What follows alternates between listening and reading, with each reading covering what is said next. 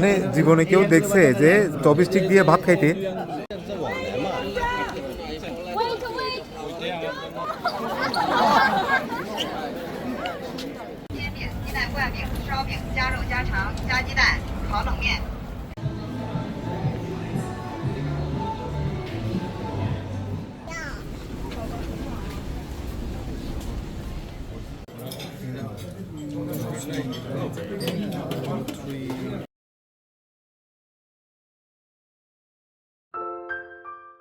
ঘড়িতে এখন সকাল 6টা।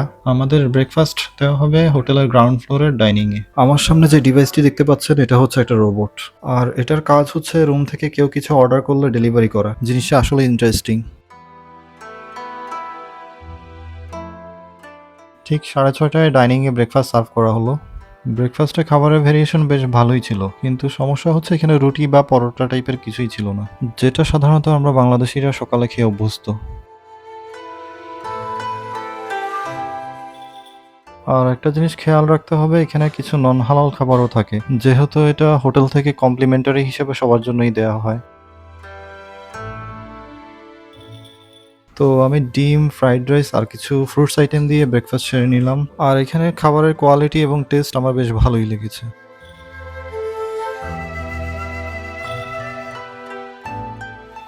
9টার দিকে আমরা বাসে করে রওনা হলাম। আজকে আমরা প্রথমে যাব টিয়ানানমেন স্কোয়ারে, আর টিয়ানানমেন স্কোয়ারের পাশেই হচ্ছে ফরবিডেন সিটি।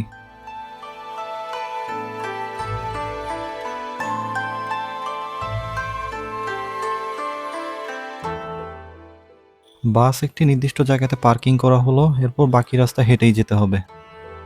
এখান থেকে আরও প্রায় 20 থেকে 25 মিনিট হেঁটে যেতে হবে।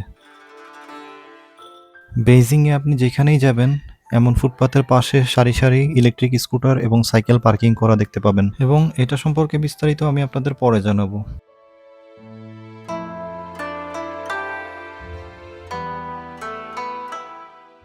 এটা হচ্ছে একটি পাবলিক টয়লেট, আর এই পাবলিক টয়লেট ব্যবহারের জন্য এখানে কোনো টাকা পে করতে হয় না। টয়লেটের ভেতরটাও বেশ নিট অ্যান্ড ক্লিন ছিল।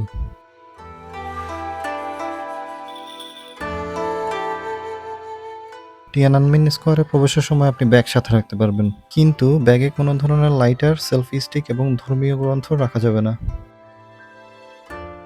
আর বেজিংয়ে ঘুরতে এলে অবশ্যই আপনার পাসপোর্ট সবসময় সাথে রাখবেন, কারণ বেশিরভাগ জায়গাতেই প্রবেশের সময় আপনার পাসপোর্ট স্ক্যান করা হবে।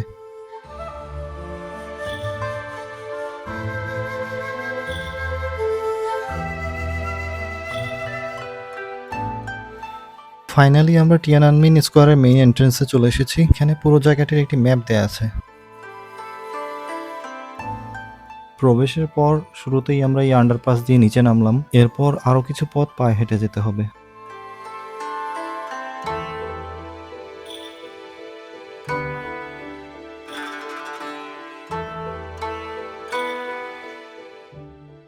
অবশেষে চলে এলাম মূল লোকেশনে, আর এখানে এসে মানুষের খুব রাশ দেখতে পাচ্ছি। এই জায়গাটি মূলত ঐতিহাসিক এবং রাজনৈতিকভাবে বেশ গুরুত্বপূর্ণ। এই স্থানটি প্রায় 44 হেক্টর জায়গা জুড়ে বিস্তৃত। মাও সেতুং এখানে গণপ্রজাতন্ত্রী চীনের ঘোষণা করেছিলেন, আর এই স্কোয়ারটি 1989-এ গণতন্ত্রপন্থী বিক্ষোভের কেন্দ্রস্থল ছিল।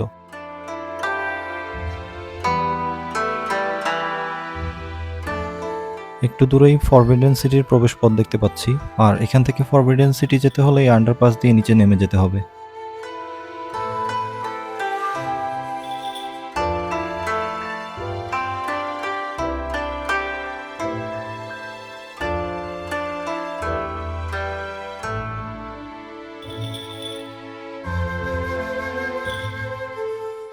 এটা হচ্ছে ফরবিডেন সিটির এন্ট্রান্স, আর এন্ট্রান্সে যা ছবি দেখতে পাচ্ছেন ইনি হচ্ছে মাও সেতুং।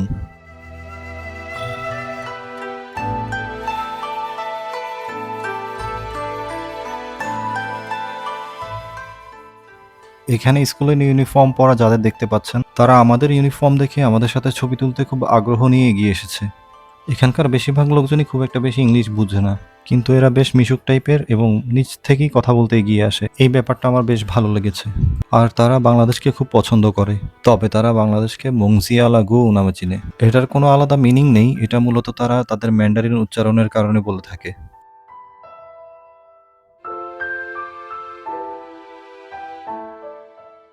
ফরবিডেন সিটির ভেতরে সারা পৃথিবীর নানান দেশ থেকে আসা প্রচুর পর্যটক দেখা যায়। ফরবিডেন সিটি চাইনিজ ভাষায় চিচিং নামে পরিচিত। এটা বেইজিং সিটির একেবারে কেন্দ্রস্থলে অবস্থিত। এই স্থানটি প্রায় 500 বছর ধরে মিং এবং শিং ডাইনেস্টির বাসস্থান হিসেবে ছিল। সাধারণ মানুষের প্রবেশ ছিল এখানে সম্পূর্ণ নিষিদ্ধ। শুধুমাত্র রাজা ও তার পরিবার এবং উচ্চপদস্থ কর্মকর্তারা এখানে প্রবেশ করতে পারতেন, যার কারণেই এই জায়গার নাম পরবর্তীতে হয়ে যায় ফরবিডেন সিটি।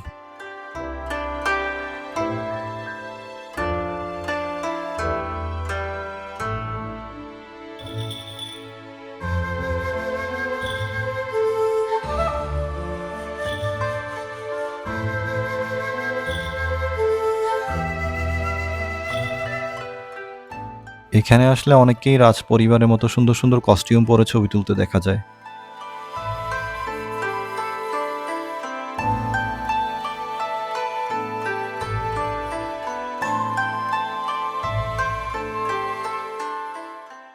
আর ফরবিডেন সিটি থেকে বের হলেই রাস্তায় বেশ কিছু শপ দেখতে পাওয়া যায়, যেখান থেকে চাইলে এই কস্টিউমগুলো কেনা যাবে।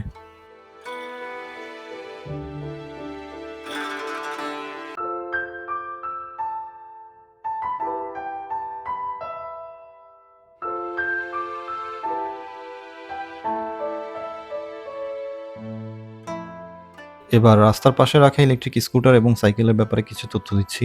এই স্কুটার এবং সাইকেলগুলোর মধ্যে একটি কিউআর কোড বসানো থাকে। কিউআর কোডটি অ্যাপসের মাধ্যমে স্ক্যান করে যে কেউ চাইলে তার পছন্দের সাইকেল বা স্কুটার রেন্ট নিয়ে চালাতে পারে।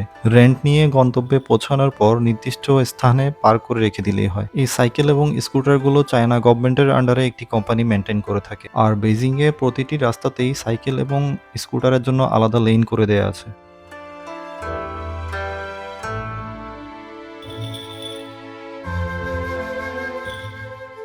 এরপর আমাদের বাসে করে নিয়ে আসা হলো একটি শপিং মলে। শপিং মলটির নাম হচ্ছে সিল্ক স্ট্রিট। এটা বার্গেইন মার্কেট নামেও অনেকের কাছে পরিচিত। আর কেন এটাকে বার্গেইন মার্কেট নামে ডাকা হয় সেটা এখানে ঢোকার কিছুক্ষণ পরেই টের পেলাম।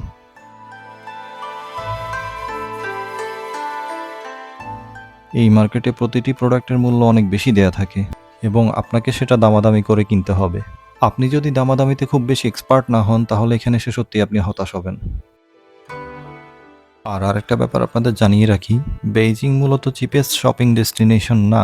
এটা যেহেতু চীনের রাজধানী, তাই এই শহরটি মূলত তাদের কালচার, ট্রেডিশন এবং মডার্ন আর্কিটেকচারের সংমিশ্রণে সাজানো হয়েছে। তাই চায়নাতে শপিংয়ের জন্য বেস্ট ডেস্টিনেশন হচ্ছে গুয়ানজু কিংবা শেনজেন। তবে এই শপিং মল থেকে আপনারা চাইলে কিছু হোম ডেকোরেশন আইটেম এবং সুভিনিয়র কিনে নিয়ে যেতে পারেন। এর বাহিরে এখান থেকে ইলেকট্রনিক গ্যাজেট এবং ক্লথিং আইটেম কেনা ওয়াইজ ডিসিশন হবে না, কারণ এখানে প্রতিটা প্রোডাক্টের প্রাইস বাংলাদেশের সাথে কম্পেয়ার করলেও অনেক বেশি ছিল।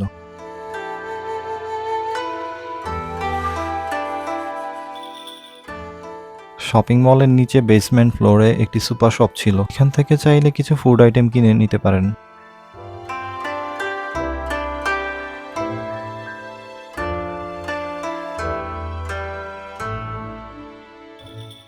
এখানে বেশিরভাগ প্রোডাক্টের গায়ে কোনো ইংলিশ লেখা থাকে না, যার কারণে প্রোডাক্টগুলো সম্পর্কে জানতে গুগল ট্রান্সলেটরের সহযোগিতা নিতে হয়।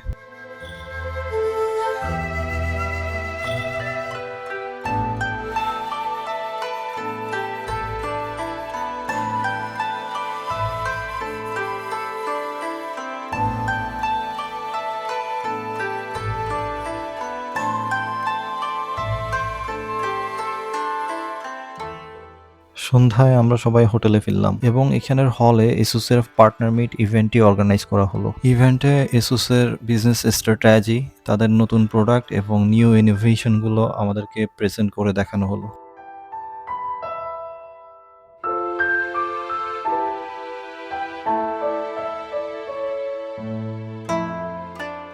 ইভেন্ট শেষে রাতে ডিনারের আয়োজনটি এখানেই করা হলো। ডিনারে চাইনিজ খাবারের পাশাপাশি দেশি খাবারের বেশ কিছু ভালো আইটেম রাখা হয়েছিল। সো খাবারের বেশিরভাগ আইটেমই সবারই বেশ ভালো লেগেছে।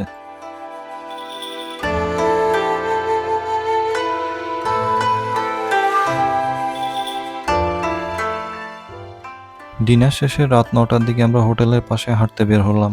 এখনো খুব বেশি রাত হয়নি, কিন্তু শুধুমাত্র ফুড ডেলিভারি এবং ইমার্জেন্সি কিছু গাড়ি ছাড়া আর কিছুই দেখা যাচ্ছে না। বেইজিংয়ে একটা ব্যাপার খুব ভালো লেগেছে, এখানে কোনো নাইট মার্কেট বা নাইট লাইফ নেই। এখানে নাইট লাইফ মানে হচ্ছে পরিবারকে সময় দেয়া। এখানের লোকজন খুবই পরিশ্রমী এবং আমাদের চেয়েও বেশি কাজ করে, কিন্তু তা একটা নির্দিষ্ট টাইম ফ্রেমের মধ্যে থেকে। এখানকার মানুষ ডে লাইটের সর্বোচ্চ ব্যবহার করে। সবাই অনেক ভোরবেলা ঘুম থেকে উঠে, এরপর ব্রেকফাস্ট শেষ করে দ্রুত কাজে যায় এবং সন্ধ্যা 6টার মধ্যে কাজ শেষ করে দ্রুত বাড়ি ফেরে। রাত 8টায় ডিনার করে পরিবারকে সময় দেয় এবং দ্রুত ঘুমিয়ে পড়ে। এটাই হচ্ছে এখানকার ডেইলি রুটিন এবং ডেইলি লাইফ স্টাইল। তারা তাদের ওয়ার্ক এবং পার্সোনাল লাইফের একটা ব্যালেন্স রেখে চলে। কিন্তু আমাদের দেশের ক্ষেত্রে এটা সম্পূর্ণই ভিন্ন। আমরা সময়ের যথাযথ ব্যবহার না করে একটা লম্বা সময় পর্যন্ত কাজ করতেই থাকি, কিন্তু এই কাজের কোনো সিগনিফিক্যান্ট রেজাল্ট পাওয়া যায় না। আর একটা সময়ের পর আমাদের বেশিরভাগেরই কাজের প্রতি একঘেয়েমি চলে আসে, যার কারণে উন্নত দেশগুলোর তুলনায় আমরা অনেক পিছিয়ে এবং আমরা যা কাজ করি তার তুলনায় আমাদের পারিশ্রমিক কম। আমরা সবসময় নিজেদের মধ্যেই একটা অন্ধ প্রতিযোগিতায় মেতে আছি, যেন অন্যকে হারাতে পারলেই আমরা বেশি মজা পাই। আসলেই কি লাভ হলো এবং কি লাভ হবে তা নিয়ে চিন্তা করি না।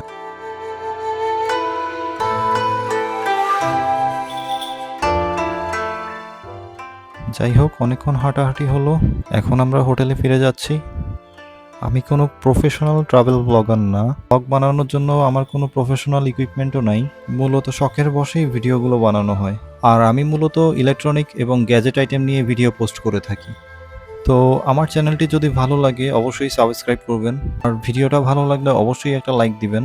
আগামীকাল সকালে আমরা পৃথিবীর 7টি আশ্চর্যের মধ্যে একটি দেখতে যাব, অর্থাৎ চীনের সেই বিখ্যাত দ্য গ্রেট ওয়াল, যেটা দেখার জন্য সবার মূলত বেইজিংয়ে আসা। এর সব কিছুই থাকবে আমার আগামী পর্বে। তো আজকে এ পর্যন্তই, সবাই ভালো থাকুন।